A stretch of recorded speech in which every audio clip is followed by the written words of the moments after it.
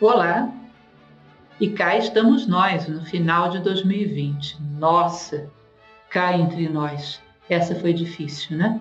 E ainda está sendo. Estamos longe de terminar essa trajetória, desse bom combate que temos travado.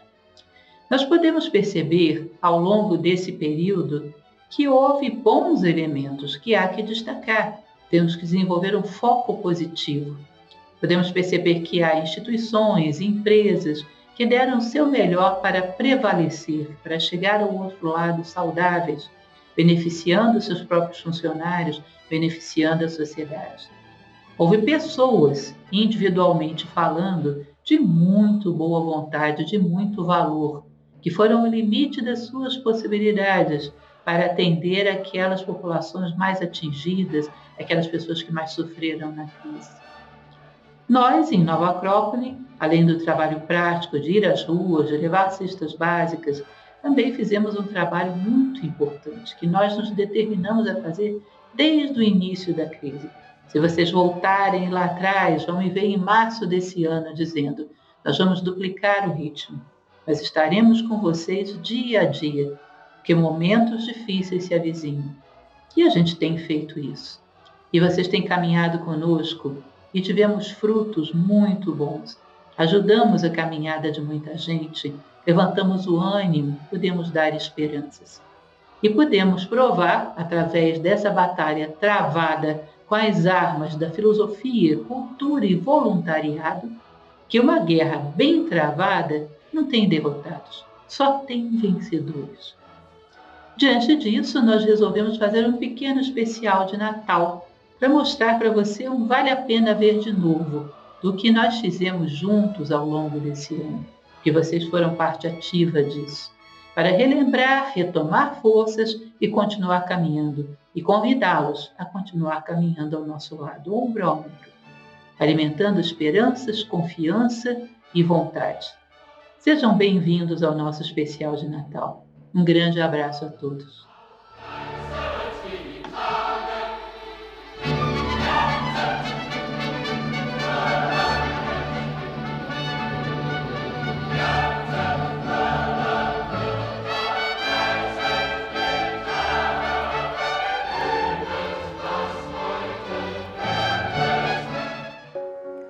O filósofo francês René Descartes pronunciou uma frase que ficou famosa e que foi distorcida com o passar do tempo.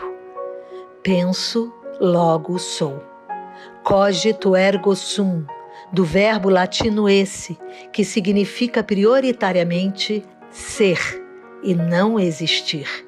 Ou seja, aquilo que é, comanda o pensamento. Assim colocava o ser acima do pensamento. Ele era considerado um filósofo idealista. A ideia, mundo do ser, ilumina o pensamento, dando origem à razão. Com o tempo, a tendência que predominou no iluminismo e continua prevalecendo no mundo atual distorceu essa frase, transformando-a em penso, logo existo, condicionando a existência ao pensamento, numa espécie de culto ao racionalismo empírico, predominantemente na metodologia científica atual.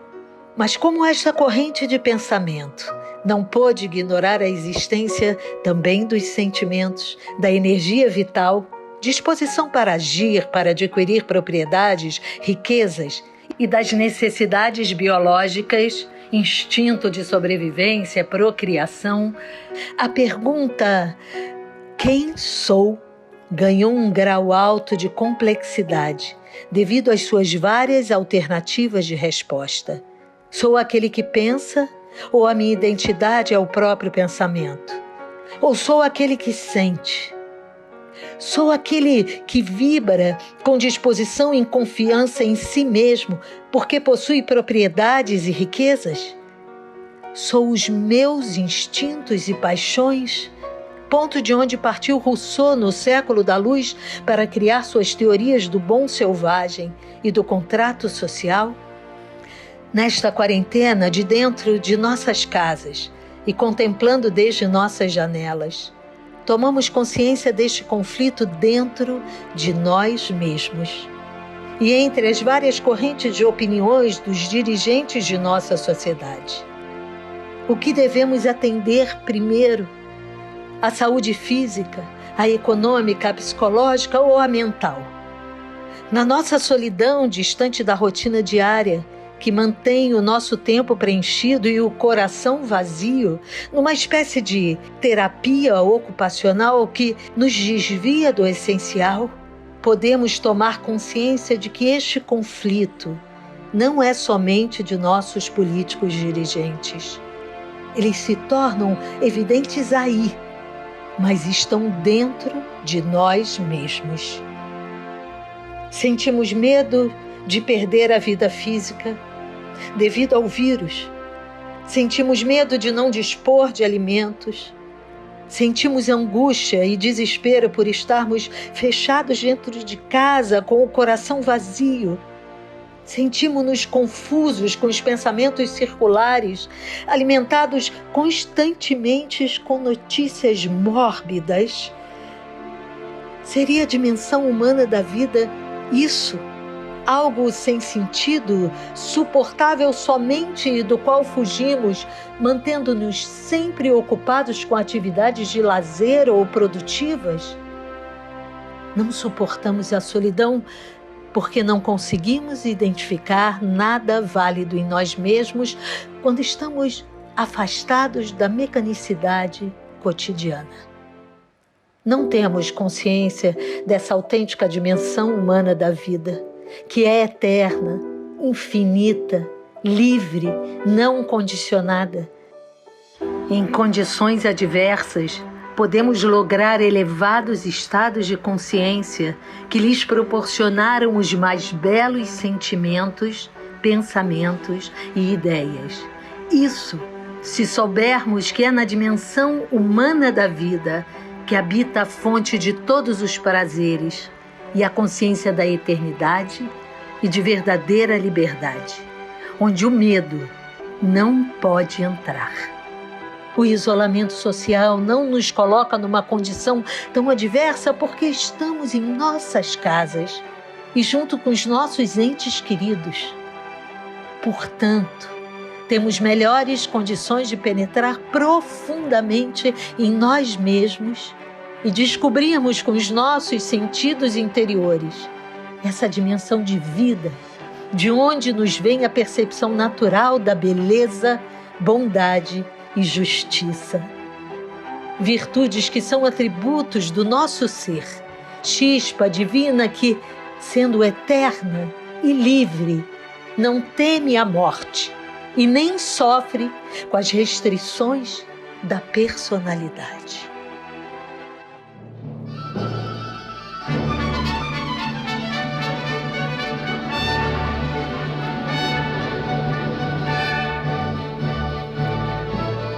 Comentava um dia desses, numa passagem de uma rede social, que provavelmente ao longo das nossas vidas, esse é o fato histórico mais significativo que vamos ver. Sem sombra de dúvida, não houve na história algo que atingisse tão globalmente a humanidade, toda ao mesmo tempo, numa era onde estamos com tantos meios de transporte. Um vírus se dissemina para o mundo inteiro com muito pouco tempo, isso é inevitável.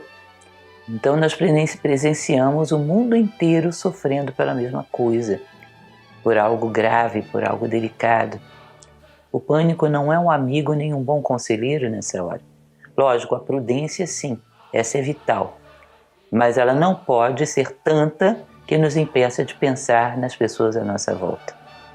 Gerações futuras, daqui a 100, 200 anos, vão nos julgar pela dignidade, lucidez e generosidade com que soubemos nos se portar diante disso.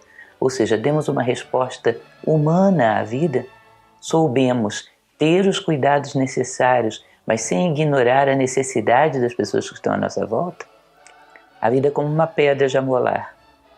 Ou ela nos afia ou ela nos desgasta. Depende do metal de que somos feitos. A gratidão não é algo racional, não é algo que se mede, que pesa. Não, a gratidão é algo que vai nascendo de um sentimento que vai sendo depurado, trabalhado, refinado. Não é necessário que nós tenhamos recebido, participado de grandes coisas.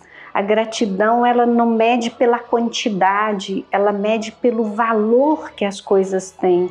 E às vezes o impacto de um detalhe tem tanta força, gera tanta reverência e gratidão quanto um grande impacto. Não importa isso, importa o valor essencial das coisas. É o coração do estoicismo e por isso eu parto dele nessa noite. É aquele que vai nos dizer que existe uma relação muito profunda entre a felicidade e a nossa capacidade de lidar com as adversidades. Então pensemos assim, como seres humanos somos seres imperfeitos. E se somos imperfeitos, as nossas ações elas não são precisas. Nós erramos, nós somos imprecisos no gesto, na fala, e isso acaba gerando contextos, cenários adversos. As pessoas com as quais nós convivemos são imperfeitas também. E nessa imperfeição cometem erros, nos tratam de forma nem sempre muito harmoniosa, criam cenários, criam problemas por ignorância. E o fato é que isso tem como resultado cenários adversos. Então, o primeiro ponto é a gente perceber que é natural viver a adversidade. A vida humana ela é naturalmente adversa. Considerando a nossa natureza, a vida é naturalmente adversa. Tem na mitologia uma passagem aí nas tradições que eu acho muito interessante, que é a existência dos dragões, né? Mas de qualquer forma eu acho muito rico, porque os nossos problemas parecem dragões, com asas soltando fogo. E que se a gente não tomar cuidado, eles nos devoram. Mas se nós combatermos eles, nós podemos vencê-los. E quem sabe podemos ser caçadores de dragões, como tinha, por exemplo, São Jorge. O que ele fazia? Se eu estava numa cidade, vinha dragões, eu tinha duas alternativas, ou correr do dragão, ou ser tragado pelo dragão, ou lutar com o dragão e vencer. Então tinha aqueles que venciam. E tinha aqueles que não só venciam, mas que buscavam na cidade vizinha se tinha dragão, para que ele pudesse ajudar aqueles que não conseguiam lutar com os dragões. Então tinha os caçadores de dragões, tinha os grandes aventureiros. E é isso que nós propomos dentro da filosofia, para todos os seres humanos. Uma grande aventura, uma aventura que nos obriga a desenvolver esses potenciais de vida. Esses potenciais que, quando nós estamos diante de uma adversidade, vai nos colocando mais perto da fonte de luz. Vai nos obrigando a desenvolver tudo aquilo que está latente na vida, até que todo o seu esplendor manifeste. Ou seja, o nosso grande desafio, propor a formação de um mundo novo, a criação novamente de sociedades. Uma sociedade justa, uma sociedade organizada, sem preconceito de raça, sem distinção de sexo, cor, sem nenhum tipo de fanatismo, sem nenhum ismo, sem nenhum partidarismo. Essas coisas que estão ficando cada vez mais perigosas na sociedade atual. Hoje, vai conversar com uma pessoa, vai ler algo no jornal, vai ver uma notícia, em 2 minutos você já percebe que existe uma tendência partidária, ou da esquerda, ou da direita, ou do centro, ou do alto, de baixo, algum ismo presente. Já não se defende ideias, o que se defende é pontos de vista. Então, uma sociedade dividida, onde os grupos estão começando a se odiar, onde o pai está odiando filhos, onde grupos, às vezes, que nunca se confrontaram, começam a se confrontar. Ou seja, uma sociedade dividida. Tá? Então, formar uma sociedade, uma fraternidade universal, onde os seres humanos têm um ponto de encontro, que é seu próprio coração. Porque todo ser humano, ele tem essa possibilidade de acessar a inteligência, de acessar a beleza, de acessar a bondade, de acessar a justiça. Se ele encontrasse, todos os seres humanos encontrassem nessa dimensão que é acessível a todos, quem sabe nós pudéssemos então formar essa grande fraternidade que nós sonhamos. essa fraternidade onde não tem esses tipos de distinções.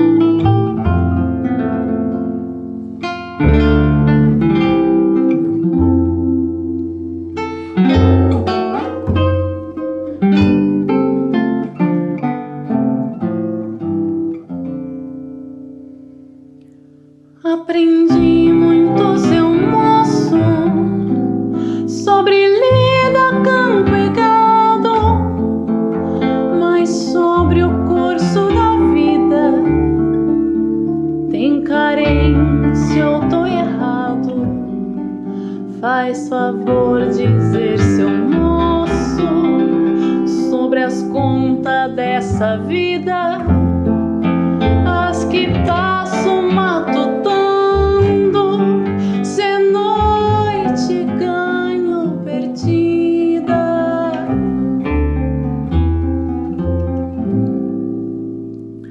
O lombo marcado, seu moço, sem sonho, só soldo e comida.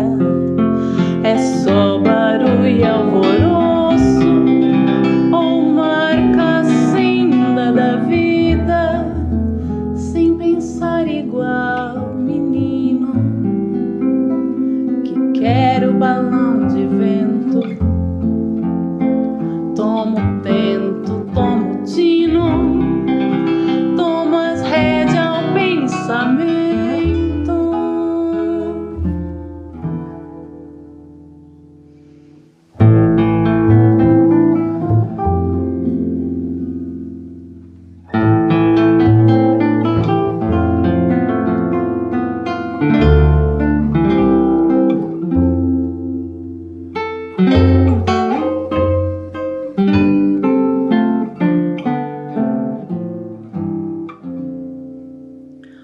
Tomando do meu chapéu, sob o sol de cada dia, nas noitinhas busco o céu e as estrelas que alumia, inspirado pela luz que clareia os dias meus, espicho os dedos de prosa,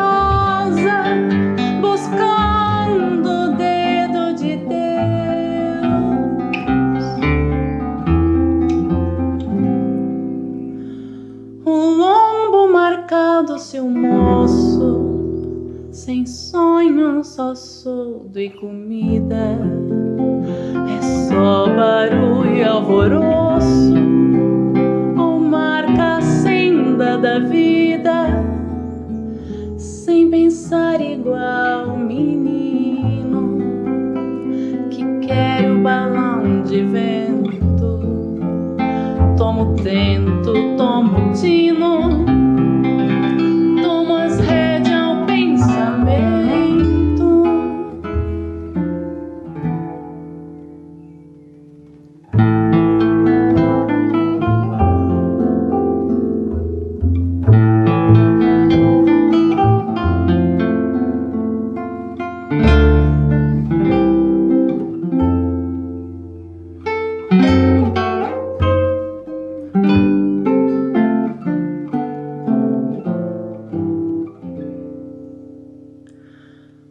tomando do meu chapéu, sob o sol de cada dia, nas noitinhas busco o céu e as estrelas que alumia, inspirado pela luz que clareia os dias meus, espicho os dedos de prosa, buscando o dedo de Deus.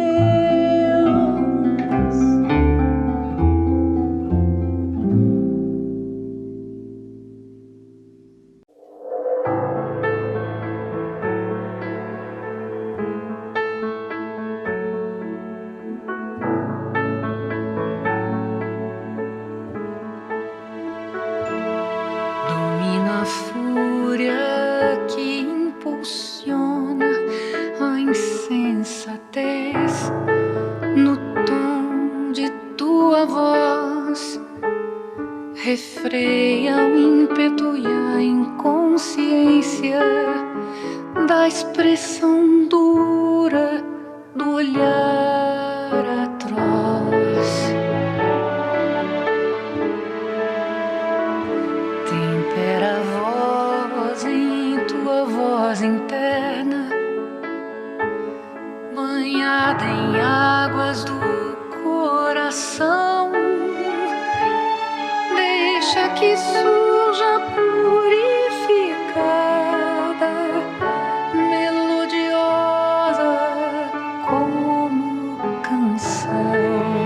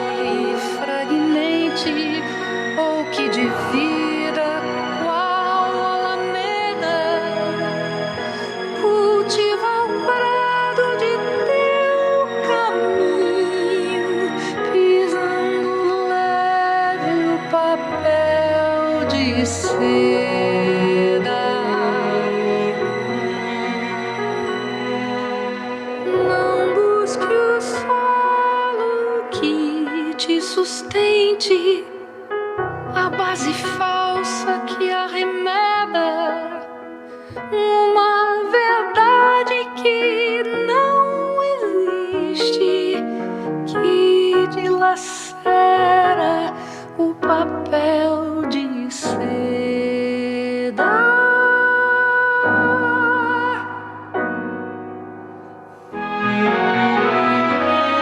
Preso ao celeste, ver que flutuas, livre do peso pelo espaço.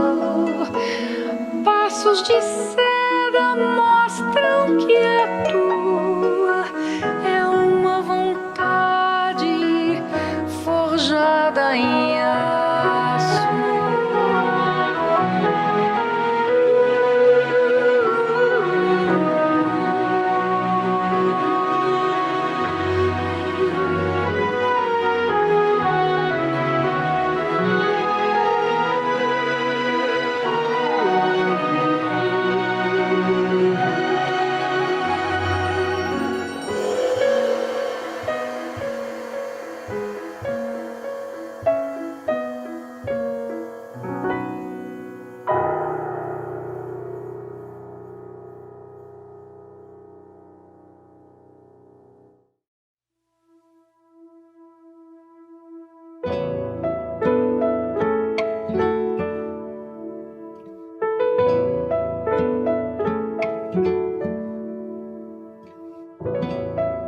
Aqui me posto ante teu berço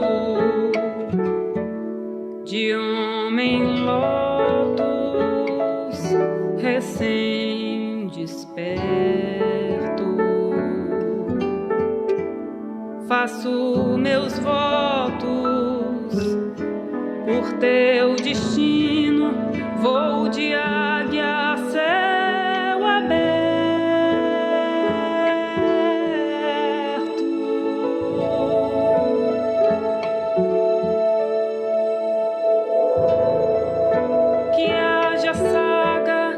Que vibre o sangue e que teus sonhos apenas somem. Não há os prazeres que o homem prova, mas as virtudes que provam o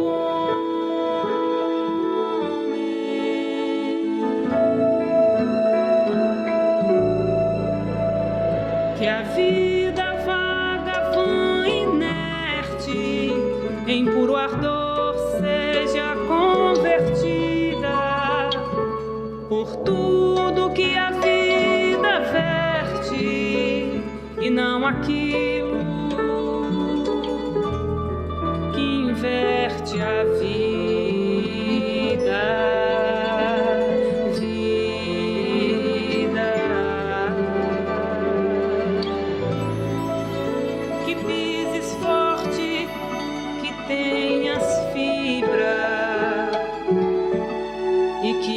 Teus frutos sejam entregues, jamais as sombras que cegam a alma, mas sempre as luzes que a alma segue.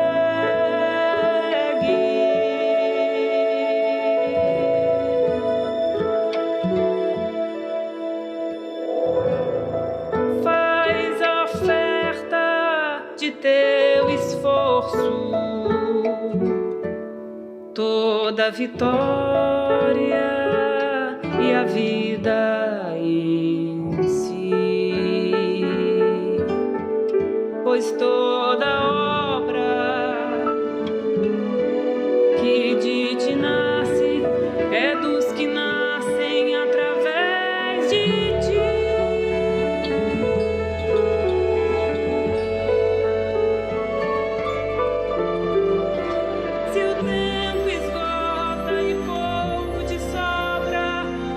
E por apego temos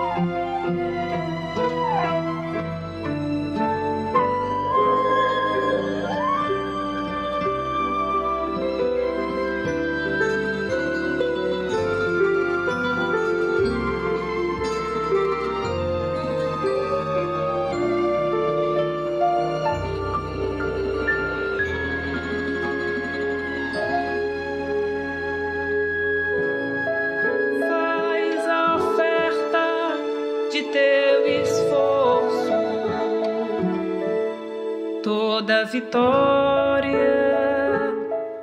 e a vida em si, pois toda obra que de ti nasce é dos que nascem através de ti.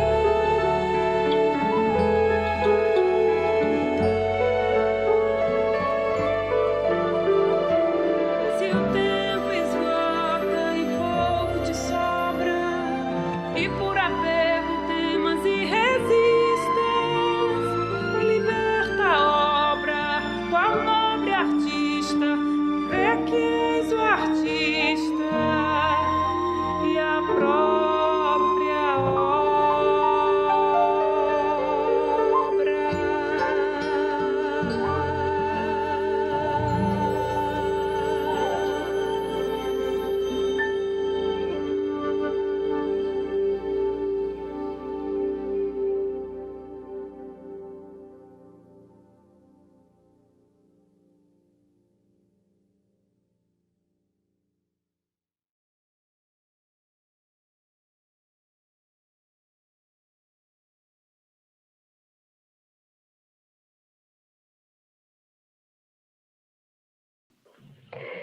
Conta-se que Buda ia fazer um sermão no alto de uma montanha, numa noite escura.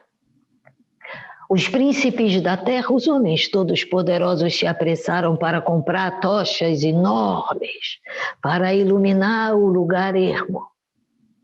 Havia uma anciã que nada tinha apenas uma pequena lamparina. Então ela vende os seus próprios cabelos para comprar azeite e acender a sua pequena lamparina. E segue com todos os outros. Durante toda a caminhada, as pessoas zombavam dela e perguntavam o que ela iria acender e iluminar com aquela pequena chama. Eis que uma tempestade cai sobre a multidão, apagando as tochas de todos os príncipes da terra. Só a pequena lamparina da nossa anciã permanece acesa, pois ela protege a sua chama com o seu próprio corpo. A tempestade cessa. A escuridão persiste. Buda não consegue organizar a multidão.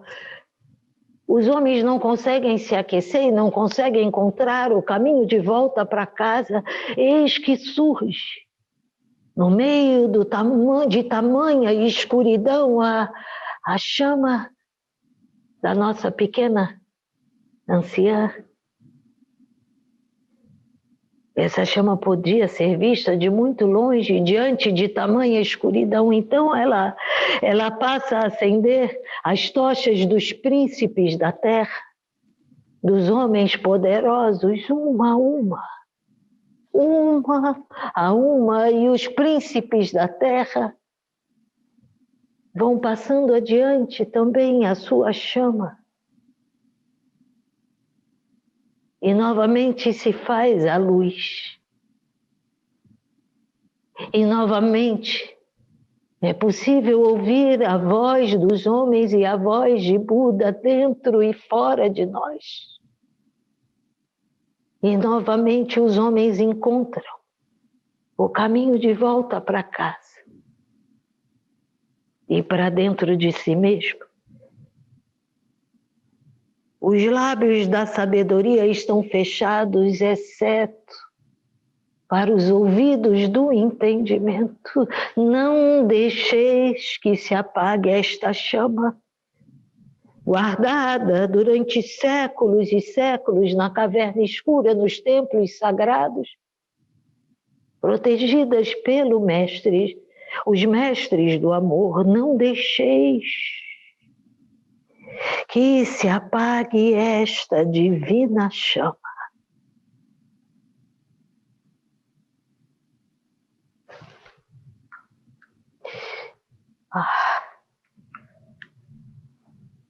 A minha fiel e leal secretária acompanhante,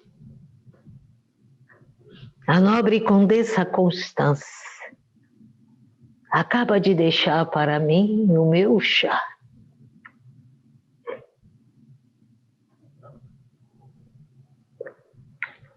Ela teme pela minha má saúde, meu trabalho constante, minhas noites insones, minha má alimentação.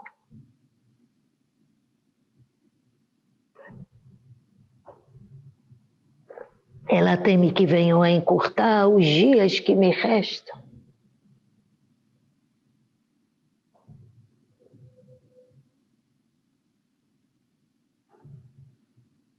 Eu tive de lhe explicar, com todo o carinho que ela faz jus,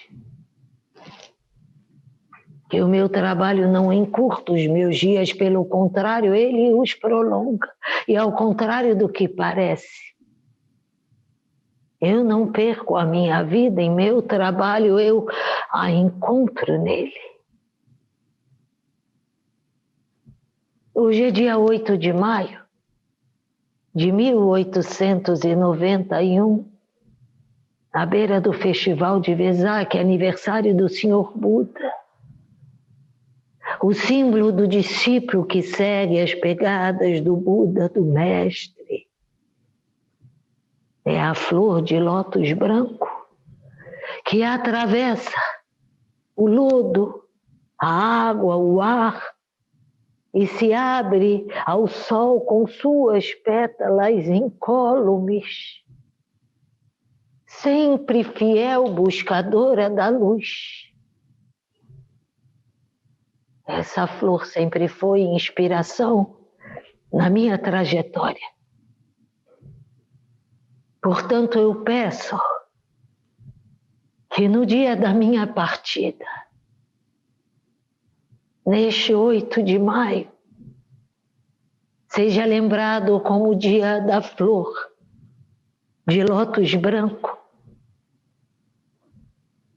Lembrai-vos do artista que talvez mais tenha merecido esse título, o notável Leonardo da Vinci.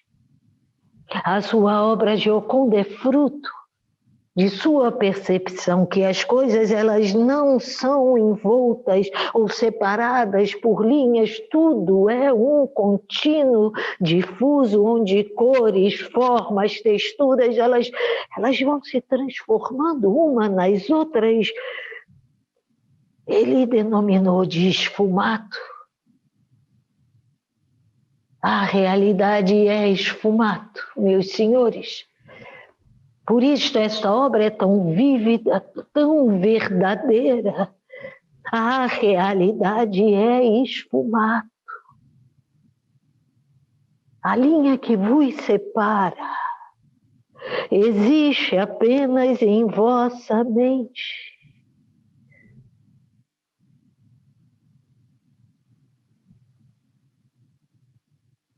Mantende a união. Mantende a união.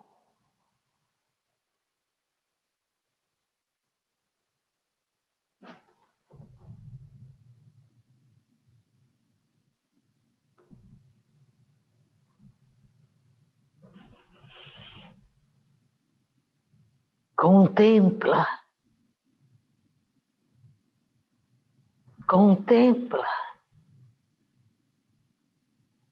Tu te tornaste a luz. Tu te tornaste o som.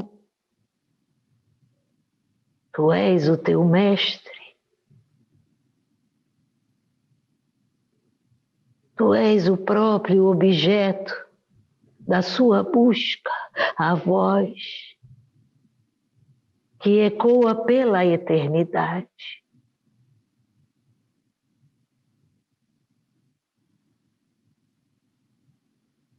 A voz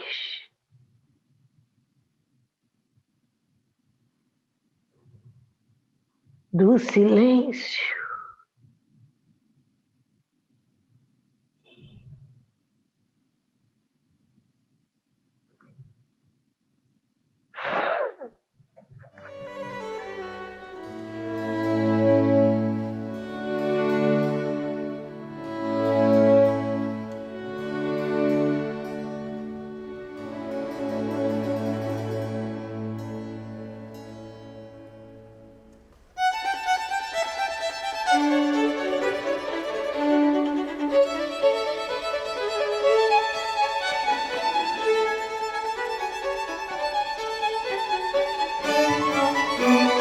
Música